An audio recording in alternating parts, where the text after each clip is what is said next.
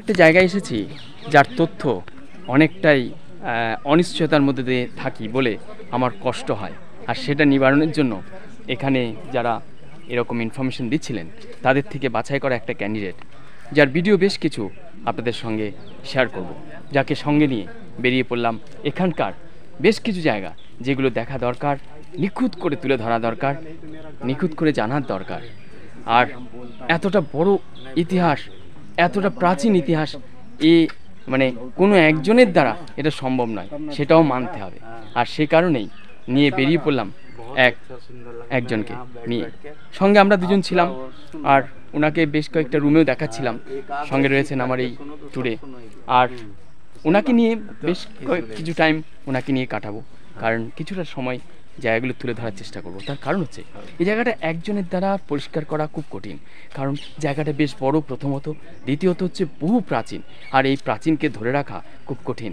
যতটুকু সম্ভব আপনাদের সঙ্গে শেয়ার করার চেষ্টা করছি, সঙ্গে থাকুন, পুরো ভিডিওটা দেখুন। এখন আমরা চলেছি লুম্বিনীর ওল্ডেস্ট মনেস্ট্রির দিকে, সঙ্গে থাকুন, খুব ভালো লাগবে। একদম যে লুম্বিনীর মেন মায়াদেবী টেম্পলের ঠিক বাঁতে, ঠিক আছে? আমরা দুজন চললাম, সঙ্গে থাকুন।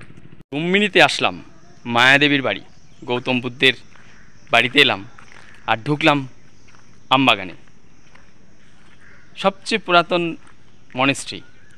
আর এত সুন্দর শোভা, প্রাকৃতিক শোভা, পেছনটা দেখেই বুঝতে পারছেন। এই আমবাগানে আম খাবো, আর এই হচ্ছে মায়াদেবীর সেই যেখানে আতুর ঘর গৌতম বুদ্ধের, ঠিক আছে? সেগুলো করে ঠিক বাগানে ঢুকলাম, আমবাগান। আর আমবাগানে বেশ আম পাচ্ছে, আর বাগানও বেশ বড়, দেখে মনে হলো একবার যাওয়া যাক। এসে দেখছি অসংখ্য আম গাছে আম পড়ছে, তবে কুড়িয়ে নেওয়ার লোকের অভাব নেই। বিক্রি যেখানে হচ্ছে সেখানে যাওয়া যাক। তবে এই যাত্রাটাকে অনেকটা বিখ্যাত একটা গানের লাইনের কথা মনে পড়ছে। মরুতীর্থের হিংলাজে একটা গান ছিল, আর কত দূর, আর কত দূর।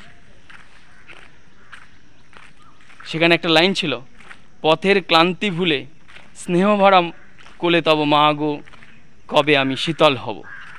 তো এরকম জায়গায় এসে খুব অবাক লাগছে যে যেমনি দূর তেমনি এরিয়াটাতে বেশ গরম। আর একটা বিষয় হলো জিনিসপত্রের দামও বেশি। নেপালি ভাষা হিন্দির সঙ্গে মার্চ করে যেভাবে বলা হচ্ছে সেটাই তাদের প্রধান ভাষা। আর ওই আলটিমেটলি ওই একটাই কথাই বলতে হয়, পথের ক্লান্তি ভুলে স্নেহ ভরা কোলে তব মা গো, বলো কবে শীতল হব। সেই যে লাইনগুলো, মানে লাইনগুলো মনে আছে, সুরটাও গুনগুন হচ্ছে। যাই হোক, খুব অসাধারণ জায়গা। এখানে অনেকগুলো বসার জায়গা রয়েছে। এখানে বেশ ছোটো ছোটো দোকান বসে। এমন টাইমে এসেছি যেখানে দোকানগুলো আর বসেনি, অন্য সময় দোকান বসে। এখানটায় দেখছিলাম বেশ কিছু পসরা নিয়ে বসেছে, ঠিক আছে, আর কিছু জন বেরিয়ে যাচ্ছে, ঠিক আছে। অসাধারণ একটা আমবাগানে ঢুকলাম, কিন্তু কপালে আম জুটলো না। লাস্টে নিরাশ হয়ে ফিরে যাচ্ছি। গৌতমের বাড়িতে এলাম, মায়াদেবীর বাড়িতে এলাম, কিন্তু আম পেলাম না, খুব দুঃখের বিষয়। যাক, রাস্তায় দেখি সবুরে ম্যাও ফলে, সেটা প্রমাণ হলো। আশাহত হয়ে ফিরে যাচ্ছিলাম, লাস্টে অবশেষে এই হচ্ছে মায়াদেবীর পাঠানো আম, ছোট ছোট সাইজ। খেয়ে দেখি, 3টে পড়েছে গাছ থেকে, অসংখ্য আম গাছ। বুদ্ধদেবের মা লাগিয়েছিল, গৌতম বুদ্ধের মা লাগিয়েছিল। আর গাছগুলো বেশি বড় নয়, আর গাছগুলো আমগুলো খুব ছোট ছোট। আর খেয়ে দেখা যাক। এই আরেকটা পড়েছে, বসি তার তলে নয়নের জলে শান্ত হইল ব্যথা, সব ব্যথা শান্ত হইল।